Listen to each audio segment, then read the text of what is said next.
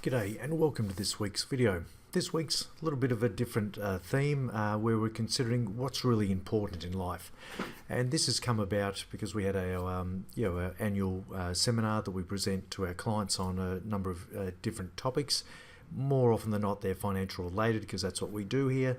But last night we got in our local doctor, Dr. David Wilson from Lister House Clinic, and he did a really good session on health and retirement. So not just the financial side of things, which we cover off here, but what David did, he covered off the important areas of the psychological side, having purpose and keeping busy in retirement, and making sure that while we're young enough and fit enough within our retirement to do the things that we want to do, because health can turn very quickly. And what Dave did was he sent around a whole heap of cards and got groups to put in order what was most important to them. So I thought I'd share that with you to give you a bit of an idea of what the collective felt was in terms of importance. And obviously health is one of those, financial security, having hobbies, volunteering, being involved in community, not working anymore, traveling, all these different elements that he put together to give us an idea on what's important to people. So these are the outcome in the obviously in order of preference, and of course everyone decided that health is obviously wealth. It's the most important thing. That was followed by financial security, and sort of equally with that was spending time with family. So family time is obviously very important. So I think those two will line ball and change between the groups, but health was obviously the one common denominator right at the top of the list as the most important thing for us.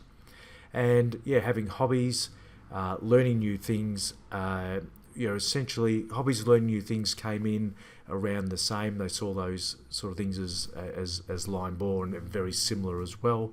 And then traveling was second last, followed by no longer working. So that point around no longer working, that actually wasn't that important to it. And that's what I'm seeing a lot at the moment with my clients, that whilst they may retire from their full-time work, they're often going out and if they're not looking after the grandchildren or volunteering, they are going and getting part-time work because they understand that purpose, that reason to jump out of bed in the morning is really important.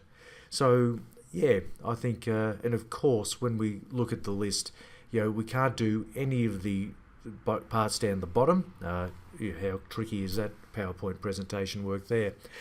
You can't do any of the stuff below health if you don't have your health. So you've got to be healthy and fit to be able to do the stuff below and enjoy retirement. Now, what David also did was went through the checks that men and women should be doing. So I'm not going to make any comments about these. I'll just put the list up that our good doctor gave to us last night. You can pause and write them down. So there's the checks for men, and there's the checks for women. So these are things that this is a man that's been in our community as a doctor for nearly 30 years, knows his game very well. And like we often say with financial advice, please seek professional financial advice. From a health point of view, please get regular checkups. And he's recommending essentially get over age 50. These should be annual checkups. So thank you for listening. Bit of a different one, not the financial slant as usual, but as they're always still coming. Thank you for listening.